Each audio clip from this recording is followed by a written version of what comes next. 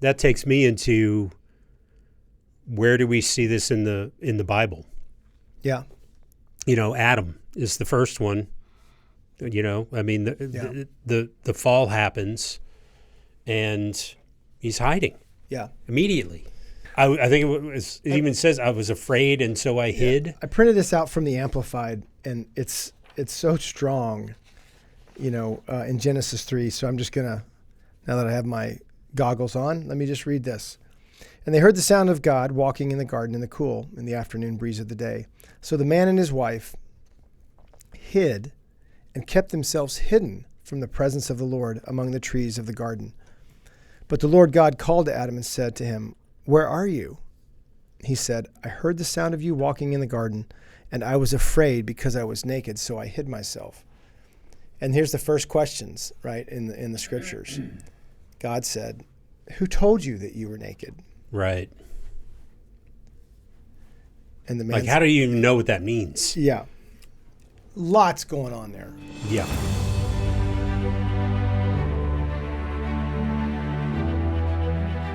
With God, there is always more. More love, more life, more freedom. Welcome to Zoe's Exploring More with Michael Thompson. C.S. Lewis once wrote, "Our Heavenly Father has provided many delightful inns for us along our journey, but He takes great care to see that we do not mistake any of them for home." Join me and the team as we explore the kingdom together, discovering the deep truths and offering encouragement for the journey. There is always more. Welcome, friends and allies, to the Exploring More podcast. Michael Thompson hanging out with SJ Jennings. Happy St. Patrick's on a Day. very green day, and very green shirt. So, Show my pride, bro. Is Jennings Irish? Indeed. Is it? St. Patrick wasn't Irish. I do. He was English, but he was imprisoned, and 300 and drove all the snakes from Ireland. Yeah, some of that too. Trained by a French. Then the English. Trained by a French bishop, yeah. and some would say the English are the snakes, but the story actually looks a lot like the Count of Monte Cristo. It does. He was trained, self-taught reading and writing, and a French bishop was involved in doing that when he was. How do you know so much about St. Patrick? I read. Okay. Wow. All right. Okay. That's how this is going to go. I was pick up a book once in a while, dude. That reminds me of Nate Bargatze when he does this thing on reading. It's hard. It's like words, lots of words. So anyway, no, I did some research because I was just curious. Yeah, I saw some. My buddy Rich Clinton posted St. Patrick's breastplate. Yeah, today. The prayer is good. It's strong. Yeah, it's a good one. So I don't know why, but I did not know it was that long ago. I think he's like a 4th century saint. It's been a while. Yeah. So, but when you go back to some of the history that's been written on I'm trying to think, Cahill, who wrote How the Irish Saved Civilization. It's very much about the earliest evangelism and movement after the Book of Acts. It's just powerful. Yeah. We tend to be humble about that. Not many people know that we saved civilization, but it's true. Yeah, all the Germanic tribes and all that stuff. Wild time in history. Yeah, we might have survived. Maybe we might have made it in that time. Yeah. Fun fact: I for Christmas this past year, I went and bought. So like the Scottish have their tartans. Everyone fairly familiar with that. Yes, right? as I am. The pattern, Scottish, right? That's Thompson. Right. That's right. The Irish don't have tartans. They actually have patterns that they use. I thought you were going to say skirts. In the tech. Man, okay. That's where we're going. This is where we're going. He's trying to poke at me. He's trying to get me riled up. You big green bear. Yeah, I know. The Irish have patterns that they sew or knit their wool into. So every clan has a different pattern that they use. So you can look this up and see the Clan Jennings. Well, you and Sherry pattern. are now frequent Highland gamers. We are, and so I've heard I represent our island well. I've heard you tell a story of going up up there around all the Scottish celebration in your Irish tunic Absolutely. skirt. Yeah. Which Kilt. is good. Kilt. Yeah. It's a kilt. So. Yeah. And motorcycle boots. Yeah, it's fun. But I represent that. I mean, I have a big green T-shirt that just has a big clada, like from the ring. Yeah. On it, and so I mean, one that's Irish with the shamrock, so they know. Yeah. Let's go into something else. Yeah. About having nothing to hide, nothing to prove. Caleb and Andy and I'll see if we can find some footage of SJ and his son Stephen. Oh, I'll give you the picture. Rocks and logs around. Yeah, caber tossing is what it's called. And I did the tug of war and all that's that. right. Yeah. So we will be talking about on this podcast series a very it was a significant. It's a significant theme, idea, phrase. What is it to be a man with nothing to hide, nothing to prove, and nothing to fear? And we're going to talk about some of the origins of that, how that has kind of come into the fabric of Zoe and the men's initiative that we have the privilege of working in, and more. So we'll be right back on the Exploring More podcast. Every great adventure starts with preparation, a place to gather, rest, and equip ourselves for the journey ahead. In the same way, Zoe's Basecamp is here for you, an online resource library created to encourage and strengthen Zoe allies on the road to deeper connection, healing, and restoration. A Basecamp is a staging ground, a place to prepare for the next leg of your expedition. At Zoe, Basecamp is a resource library designed to help you and our allies gear up for the journey of the heart. It is packed with devotionals, discussion guides, and podcasts to help you deepen your relationship with God and one another. When you visit Basecamp, you'll find a growing collection of resources, each crafted to guide you and the men in your circles on your walk with God.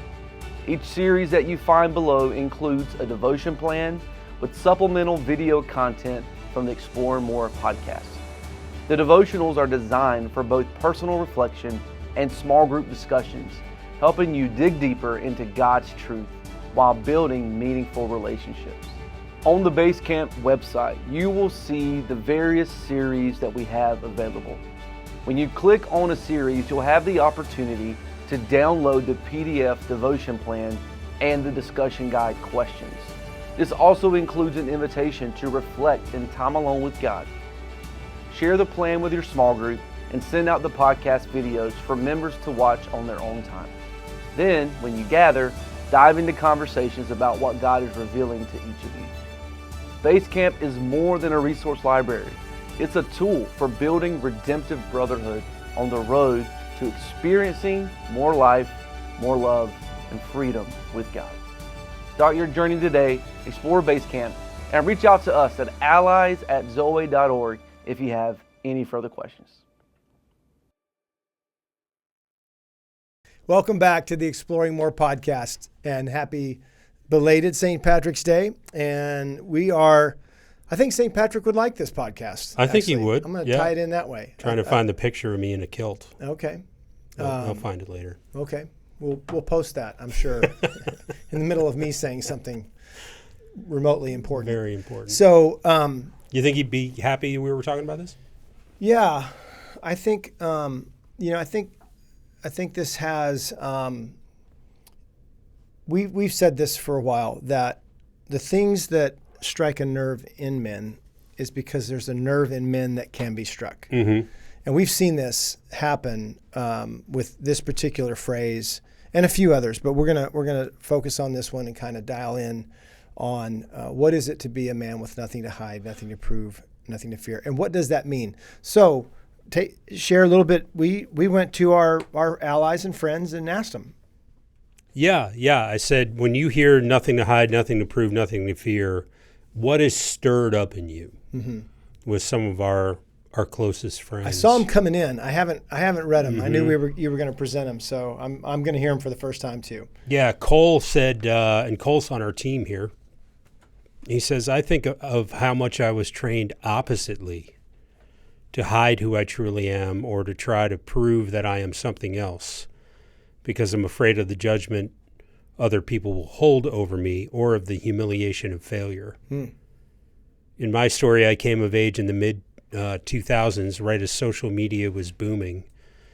For my entire adult life, the amount of damage done to my heart through toxic encounters and exposure on social media was very real right up until just a few years ago.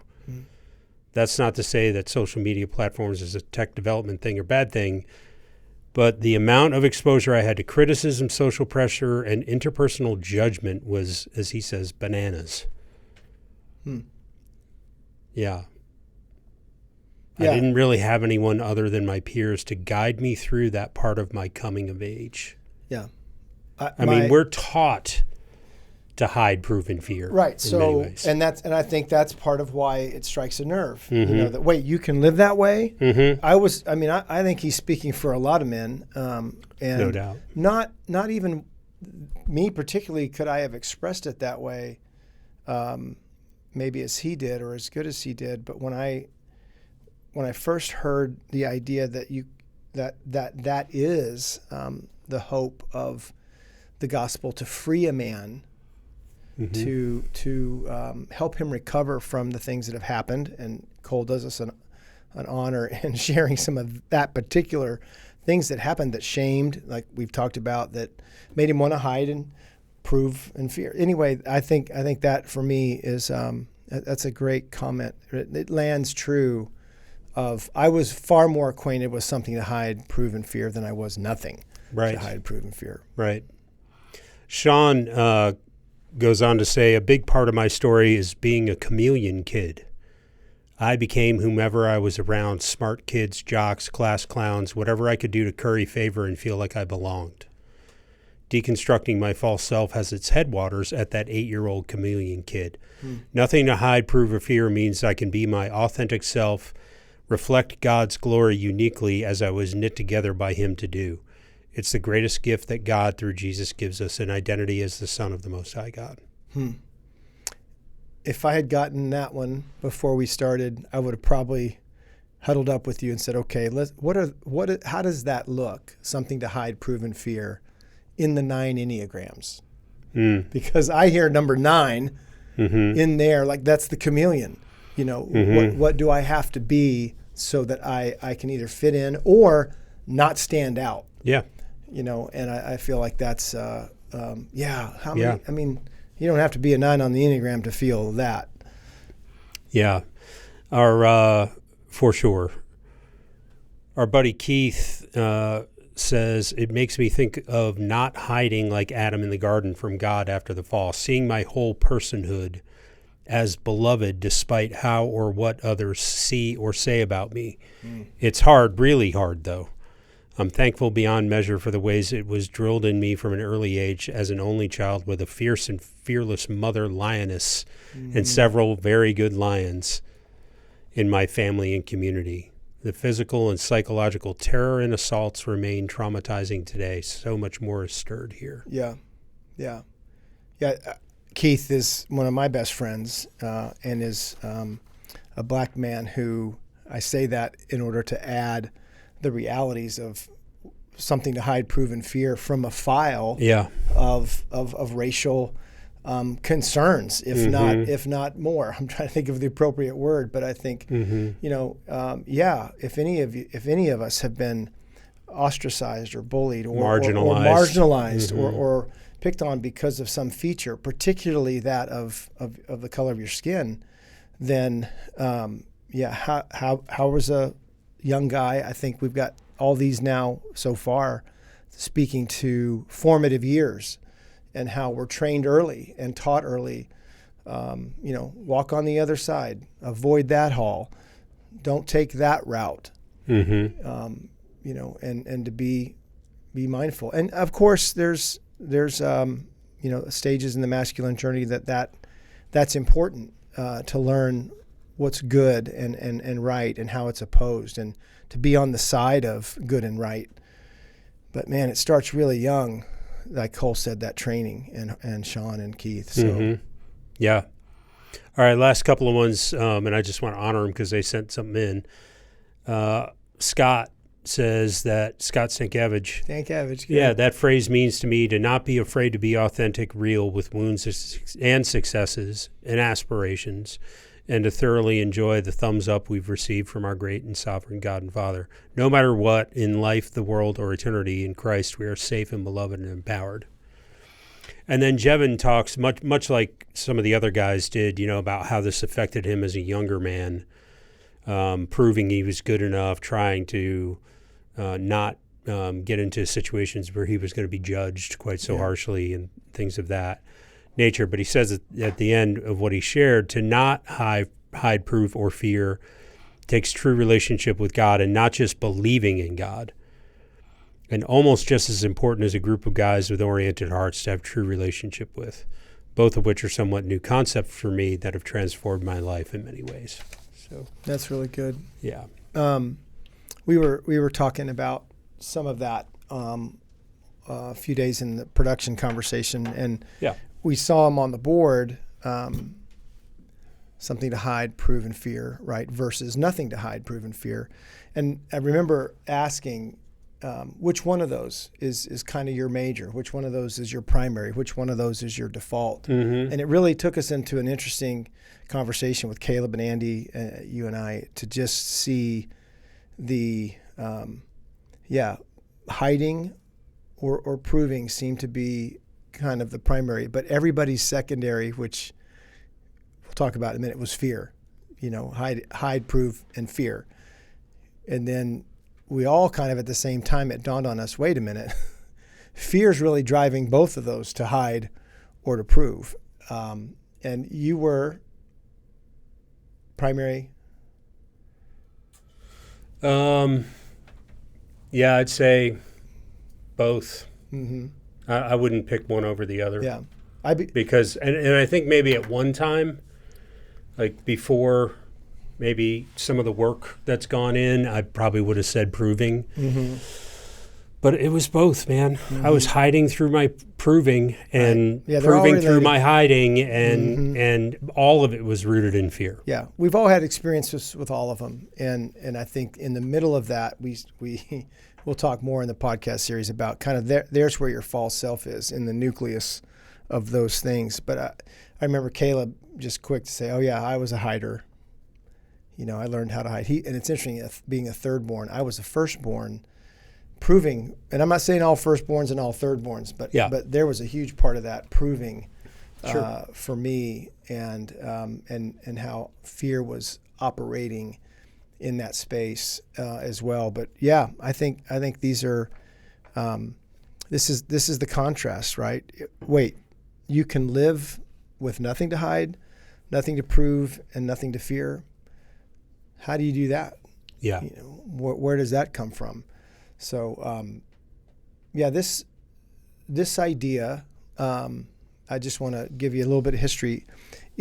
I heard a message. I heard a message at a church one Sunday, and he strung those three words, and I don't think it made Search and Rescue in 2011, the first book, but it became part of Heart of a Warrior for sure.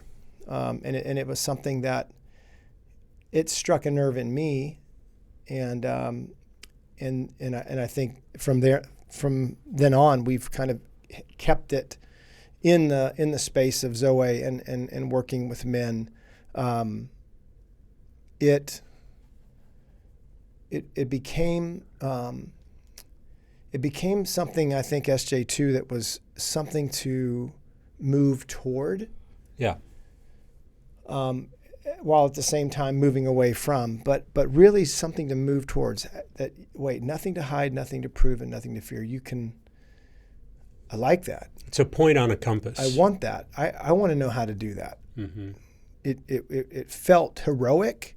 It felt strong. It felt settled. And the more and more that I got to explore it, think about it, and maybe again it was in that message that I first heard it. I think it stuck because I was starting to see Jesus more that way. Like, wait a minute, that's how he lived. nothing to hide, nothing to prove, and nothing to fear. And as we have said then and added to that made him a dangerous man, dangerous for good. Mm-hmm. So let's go back, though, and talk a little bit about that other, the contrasting side, something to hide, something to prove, something to fear. And just do a little bit of the equation with me. You know, how does a man with some of the early experiences that he is trained, back like what Cole said, how he's trained. Yeah, how does that happen? And he can identify that clearly. Well, I was trained to do this. You know, what is it he's talking about? I'd like to just unpack that for our listeners and viewers just for a minute. I think if you go back to episodes where we've talked about the false self and woundedness, I mean, the wound that happens to us, and then the false self that we create to try to protect ourselves from the effects of that wound, are where that's where the root of this comes from. I mean, somewhere along the way, I think if you think about boyhood, and you know, it's interesting how the enemy likes to come in right around that 7, 8, 9 years old. Mm-hmm. You know, I'm reading about the different stages of the masculine journey again because I'm going to be speaking at an event this coming weekend, and just talking about and thinking about boyhood, man. And there's a point where the world is safe, and it's safe for exploration. It's safe to be who you are. It's safe to raise your hand in class. And when you know the teacher says, "Who's an artist in here?" Everybody raises their hand. Yeah. Safe to make a mistake. Yeah, and then there's a point where it isn't, and it's at that fork in the road that we start employing these tactics for safety, hiding, proving, and fearing. Like we're trying to guard ourselves in that. Yeah. And through the creation of the false self, it's perpetuated. Yeah. Yeah, you said something about the false self that we create. I mean, that's true. And yet also these experiences have a very forceful way of putting it on you, of making it a way for you to at least consider, you know, how to navigate. That's a good word for this, navigation. You know, these are two very different attitudes or mantras or descriptions of an individual in the two different ways that they could operate and that they would be moving. And so when you have wounding experiences with wounding messages that somehow you subscribe or adopt, and you realize, okay, I said the wrong thing, everybody laughed, you know, even I couldn't hear the teacher calm everybody down. At that point, I'm trying to disappear. This takes one. To experience like that, and we've all had them. So I'm just trying to use something very simple to say, or everybody laughed and it was actually funny. So now you got to be the funny guy all the time, right? I mean, the attention that you get in that. Yeah. But back to the mistake, and then we'll finish with that one too. That I'll never, you know, the experience teaches you, okay, don't ever do that again. Don't ever raise your hand unless you're certain. I'll never raise my hand unless I know the answer, or I will always make sure I have the answer before I raise my hand. That kind of deep sentiment and belief and attitude that then comes into play with this false self creature that you're talking about. That's not you. But now it is being formed through the experiences of our young heart's journey, and you know the math goes. You add these up. You add enough of them up. This becomes you know, something that isn't just worn. It's fitted, like riveted, fitted. Yeah. I think of Spider-Man 3 The black suit. The black suit, Yeah. and it finds him. Yeah. Yeah. And then he said, "Oh man, this feels good," and he goes to one of his scientist friends, and he's like, "Don't get any of that on you." And yet he still chooses to put it back on. It has the characteristics of a symbiote, Yeah. and it needs a host to survive. Yeah. That's a great clip for this example. Absolutely, and I'm with you. It's a both and. This false self happens to us, Yeah. and then we somewhere along the line make a decision to put that suit on. Yeah, or never take it off. Right. And it fits right. really, really tightly. Yeah.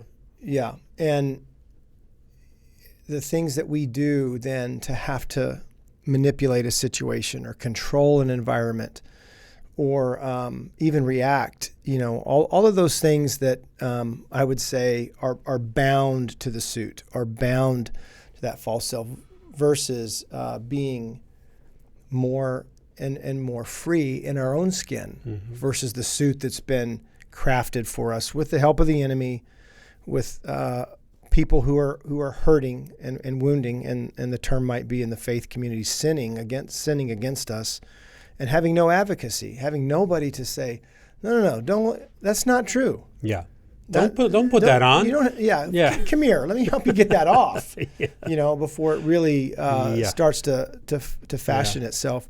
So, I think that's the. And I would reiterate that. When you have something to hide, proven fear, and that is kind of more your normal, you are, as Sean said, that chameleon. What do I have to be here to either fit in or don't be called out? So you're always in surveillance, and you're trying to be what others or you perceive others need you to be. I think it was a great point. I want you to make some more comments on, instead of being made fun of when you raised your hand, now you said something, cute or whimsical or funny, and everybody laughs. Mm-hmm. Yeah. Now that's what you got to do. Reputation, you become the funny guy, so you have something to prove. And you start to believe that it's your job to make a funny, at any time. And every opportunity. And every opportunity. And, and then somebody comes along and you're never serious, bro. What is wrong with you? I mean, that's like grabbing a piece of the yarn in the sweater. You're like, wait, what do you mean? Right. That, and now this thing that's fitted, like, okay, I either have to really learn how to do this or how not to do this. And it just gets really tangled up is a good word in something to hide proven fear. I appreciate what you said about, I had, this one was pretty dominant young, but now this one came along and they're all tangled up. And it's the something to hide, something to prove, and something to fear that can really make a man dangerous. Because the world is, he's trying to make it revolve around him. He's trying to control all the variables in relationships, and there's just not freedom. You're really in bondage to all of the, all the things flying around, and it's impossible. It's impossible. So the crash is coming. That takes me into, where do we see this in the Bible? Yeah. Adam is the first one. The fall happens, and he's hiding. Yeah. Immediately. Yeah. I printed this one. I think it even says, I was afraid, and so I hid. I printed this out from the Amplified, and it's so strong, in Genesis 3. So I'm just going to, now that I have my goggles on, let me just read this.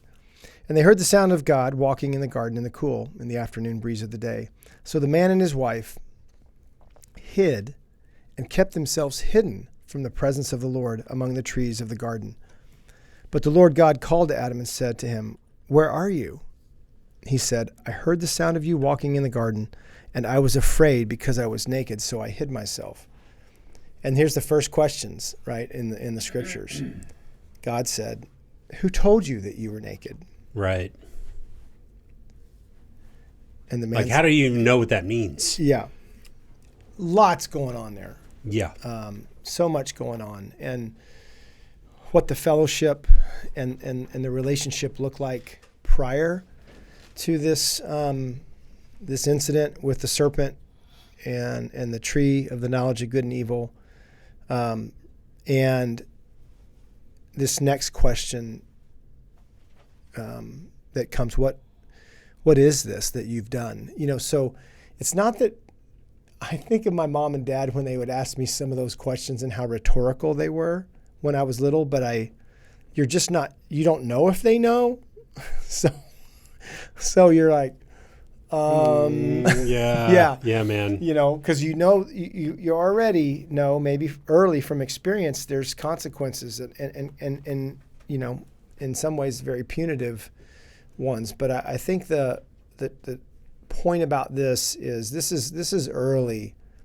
This is the earliest in the reality of our history recorded in the scriptures, and bad turn, wrong turn that leads to this collision. And it's so eventful that we're escorted out of the garden. Now the good news is we get back in the garden in Revelation 22. But in between, man, we, as Tolkien talks about Middle Earth, I mean, we live in the middle. We live in between comings. Jesus has come once, he's coming back, and we live in this place where I think Tolkien captures Middle Earth, where orcs and evil and demons and elves and the kingdom and heaven, all of that stuff is kind of on display. And so I just for that second when I said it right there, SJ, I thought, man, this is getting really grand.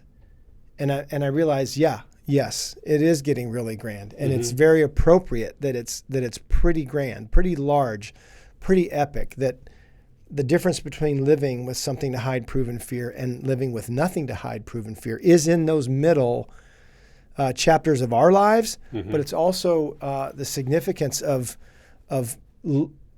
if I'm not that, the false self, and that's been an operating system since I was a boy. How do you? What am I? Yeah. How do you change? How do you get free? I want to. So that's the nerve that it strikes is nothing to hide, nothing to prove, nothing to fear. What did you say? Yeah, we were talking about Gladiator the other day, when Maximus finally takes the helmet off, and he says who he is to Commodus, and in the strength in which he shares his identity in that moment. Yeah. I mean, it nearly knocks Commodus off of his feet. Yeah. You know? Exactly. And so how do you get there? Yeah. Where you can be so oriented to your identity and who you are and who you aren't, that you can share it that way. We've come to find and believe that there's an exchange program in the kingdom where you can identify some of these things that are in the way, because there's a big difference in receiving love versus arranging for love. Sure. So something to hide, prove, and fear is kind of an operating system in that regard of trying to arrange for love, or at least try to arrange not to get hurt. And then dangerous for good is nothing to hide, nothing to prove, nothing to fear. And that is someone who's getting what they need, what their soul, what their heart, what their identity needs from the one who made them.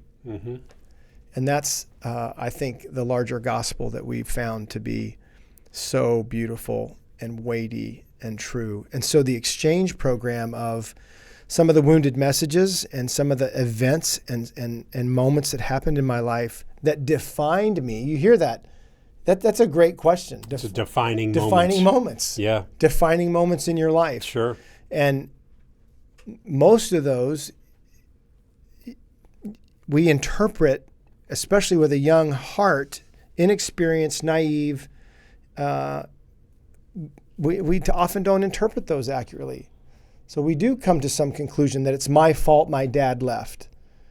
If I had gotten better grades, or if I could have played that sport, or I've heard it many, many times. And there's just many kinds of stories that shape somebody in their later years in terms of the false self, the poser versus the authentic self and the true self. So there's if that's what happens to us, how do we get free? We bring those life-shaping moments that hurt us to God for Him to help us with the remedy. Yeah, we got to go on an exploration, Yeah. which we've promoted many, many times Yeah. on the podcast, an exploration. And it's not like an exploration where, it's from point A to point B and all the dots will be collected and aligned perfectly along that journey. It's way more convoluted than that, and yet at the same time, I would say, Michael, it feels really overwhelming at first to kind of try to figure all that out and figure out where the source of some of these things are coming from. Sure. But I will say, like so many other things, the more you do it, the better you become at it. The better you get at it. Yeah. I think one of the better examples in the scriptures, as we talked about Adam, I want to talk about Peter, who, says, "I'll never do that. I'll never do that," and he does it. Such a Peter thing And to say. that's right. And he denies Christ. And so, when you see that in Matthew 26, actually Matthew doesn't pick up the story of reinstatement, of bringing Peter near. We got to go to John, who, after Jesus is crucified and Peter's absolute remorse and all that, he goes back to, ironically, the very place Jesus found him. I'm going fishing. And it says in the text that, a couple of his friends, a couple of the apostles are like, well, we'll go too. And then you have this camp out, this moment that is so wild when, again, how Jesus found Simon the first time and how he finds him the second time. And I think because in between he had walked on water, that in the second time at the reinstatement, when his friends say, look, it's Jesus, he gets out of the boat. I think he thinks he was going to walk on water again, I think. Anyway, he hauls it to the beach, and there Jesus is, making a fire and cooking some dinner or breakfast. I think it's breakfast. And, Peter, you talk about shame, and, he gets there, but then he realizes what he did, and he's kicking some sand around. And Jesus says, I know. It's okay. Now, I believe it was okay for Peter, even Jesus knew he was going to do it. So he knew he was going to reinstate him. I'm not saying he had to get in the penalty box. Right. Like we have learned to, when things go wrong, we somehow have to punish ourselves and subject ourselves to that. But no, it's just the opposite. Jesus is ready to bring him back in, and not because he was sorry, not because but because that's what Jesus does. And I think that's when we start to read in the scriptures, 1 Peter and 2 Peter and the book of Acts, you get this guy, who literally says in 1 Peter 5, don't be prideful. Who Really? who's talking? Yeah. But who better? Right. Who better? Right. Who better to talk about? Yeah, I did that.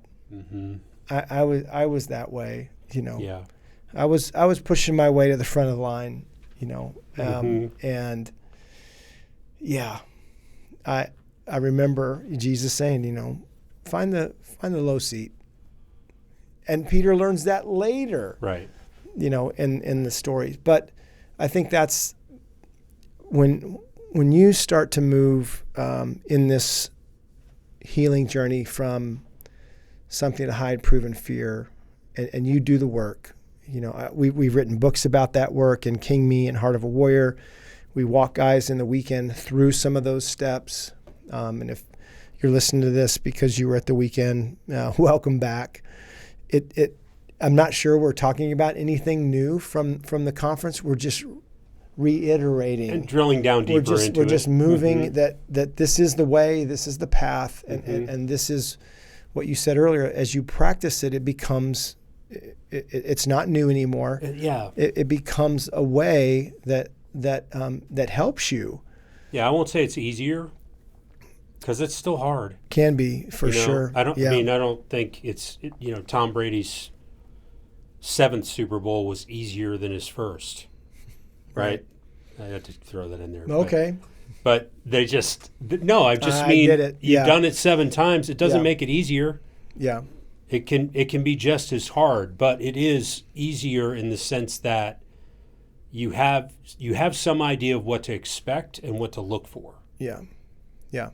Well, and I would say the big chunks kind of are hit first. You just see father wounds and mother wounds and teacher and coach, and there's so many wounders in there that are contributing to this false self that then lives with something to hide proven fear. Yeah. That when some of those pieces start to get brought to God, I don't want to live with this. I don't want to hide like this anymore. Right. I don't want to agree with this anymore. I don't want to live under this vow anymore. Yeah. And so what happened in a circumstance, what happened in an event, what happened in a shaping time in your life, you are making a new time. You're making a different time. You're not recreating that. You're actually creating a time and space with God to overtake that in terms of a healing encounter, a healing experience. But it's back to identifying and seeing the things that are causing you to hide proven fear. That's not the shameful part. That's the glorious part, to see what is operating in the system so that you can then bring that to God and say, okay, I got something. I'm going to set up your story. Instead of it taking weeks, months, or a year, this one took an hour. Yeah. You want to land this episode with that? Yeah. Sure. Yeah, because we find ourselves with something to hide proven fear because of wounding and shame. Just to go back to the beginning. Yes, to the beginning, but also to our previous series about shame. On shame. Right. Sure. So this story happened after that series, and now as we do this one, you just told me the other day. So yeah, it's a good story. Yeah, man. So we have a vintage camper, 1978 vintage, and which I guess means we're vintage too. Then in that regard, I wasn't going to say anything. We are older than it, yeah. But and about every 2-3 years, it needs a coat of paint. So Sherry and I have the system down. Sherry, my wife, we know how to paint it now, and we use this product called Rust-Oleum, which is an outdoor. I think it started as a tractor paint, but anyway, it's we know how to paint the thing. Painting is one of my matter of fact. I think when I told you this story, I was like, "Man, I hate painting." Yeah, And I know because of the story, your story, and others, your whitewater rafting stories and things like that. Many others of things. It's like, well, do you really hate painting? What are we really talking about here? So I go out there, and Sherry's the cut-in person. She knows how to get in, around the windows and very detail oriented. Yeah, and I just kind of want to throw the paint on the thing and smear it around and be done, because it's not my favorite thing to do. So I've got this big roller, and I'm rolling on the paint, and then using a brush to kind of smooth it out, rolling it on, smooth it out. Well, I turn and I look as I make my way down the camper. I look and the light is hitting it, and there's these big streaks coming down, drips. Just globs of paint coming off. And I'm trying to put too much paint on too fast. So I see it there, and now I've got one in front of me, and this happens, next thing's happened. So now I'm just aggravated. I start rattling off this whole thing. I was like, and I'm cursing. And Sherry's around the other side of the camper, and she goes, "What is wrong?" I was like, "I suck at painting. I hate this. This sucks. I don't want to do this, blah, blah, blah." And she's just like, "Whoa, hang on, what is happening?" And I am just down in this. I go down the tubes into this shame spiral, into this negative self-talk about myself. I don't like it doing anything I don't know how to do, Oh, man, boom. And I go down the spiral. I go and I just drop everything that I'm doing, and I walk out. I just walk away because I'm just too elevated now. And Sherry, God bless her heart, she's like, she likes to say things now like, "Well, I don't know how to help you regulate your emotions at the moment." So, which is true. Why don't you go sit down in the shade? Go regulate yourself somewhere else. So I walked off. I come walking back to the house, and I'm inside now, and she's still out there kind of working, and I go, "That's it. I don't like not knowing how to do things." Yeah. Because doing things for people is how I arrange for love. And I go, wait a second. So I'm not frustrated about the pain, and maybe I am, but that's the superficial. That was the door part of right? it. That was the door to get into something much deeper. So that happens 30 or 45 minutes goes by between the elevation to the regulation to the, all right, let me go back to my training and say, what is this, Jesus? Because I don't understand what's happening right now. Like, why am I so aggravated? It's just paint, but no, it's not just paint. It's this anxiety over the shame of not knowing how to do something, because if I don't know how to do it, I can't arrange for love in my story, because that's how I operated for so long. Yeah. So, I mean, Jesus, thank you for showing that to me. Next day, we go back out. I clean up the drips. We take our time, and finish painting the camper. Yeah. But that may have taken months at one point for me to kind of see and figure out and all of that. But the combination of the shame episodes that we recorded, we were talking about negative self-talk and how that's based in shame. Yeah. And all of that, it all just kind of came together. Yeah, the clues of something to hide, something to fear, something to prove. Anger is probably one of the central clues. When that emotion is taking over, out of control, over the falls, just that we're more trained to be either justified with that, or to swing at something, hurt something, make something as angry as we are. The cat, the dog, the sibling, your spouse. And what you've learned to do is where's the gift in anger? There it is. If you'll go regulate yourself, right? Which is code for if you would just take a breath right? Because nobody wants to be told to calm down No. when they're angry. No. But rather to be like, hey, it's okay. Let me help you. Yeah. Let me help me understand what you're Right. so upset about. Right. Very different than, hey, go calm down. Right. Take a walk. Yeah. You know, or Yeah. hey, I'll give you something to be angry about or whatever. You know, so I think it's a beautiful idea of how do you transition from something to hide proven fear to nothing to hide proven fear? You pay attention. You pay attention to the times that you are afraid, that you are angry, that you can't prove that you're competent, or you have to prove Right. that you're skilled and have the ability. I mean, this is where I think some of the gifts, I call them gifts, they're kind of prickly. They can be really messy. I but think that's about where it climbing is. a mountain, man, you know, and not that I've climbed Everest or anything, but I've done some hikes. Hiking. Mm-hmm. Yeah, some, 10, 12, 13ers. Yeah. And, when you look back, you go, I mean, I remember one I did with a buddy of mine.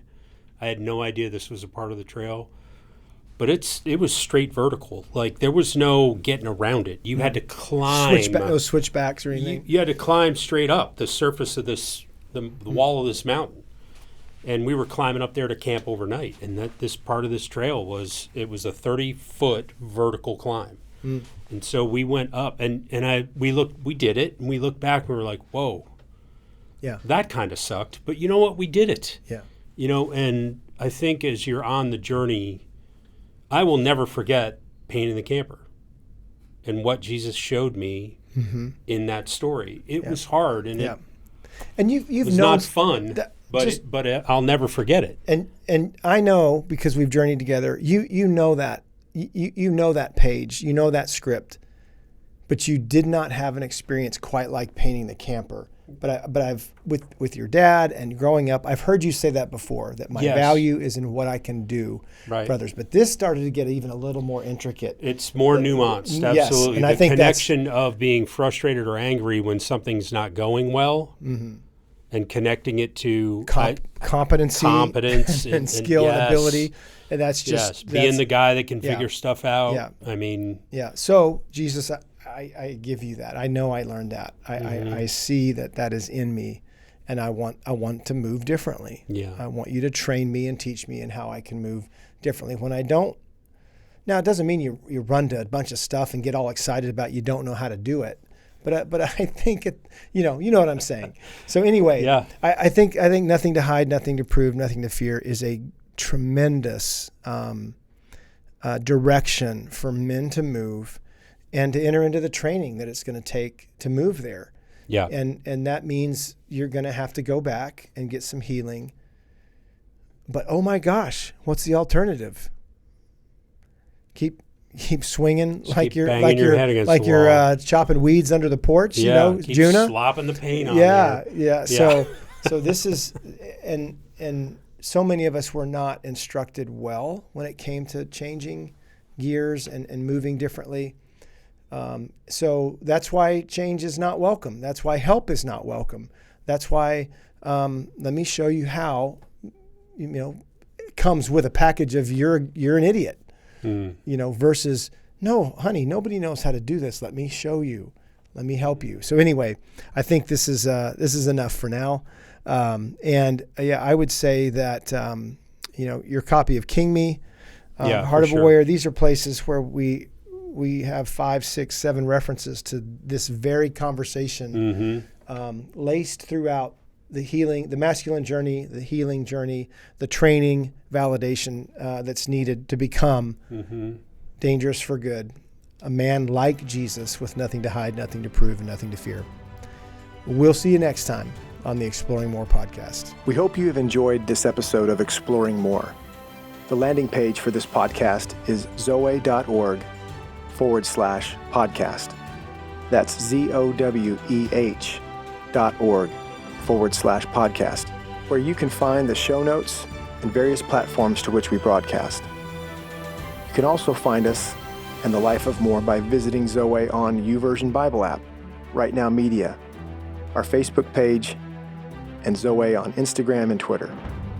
Remember, With God, there is always more, and you were made for more.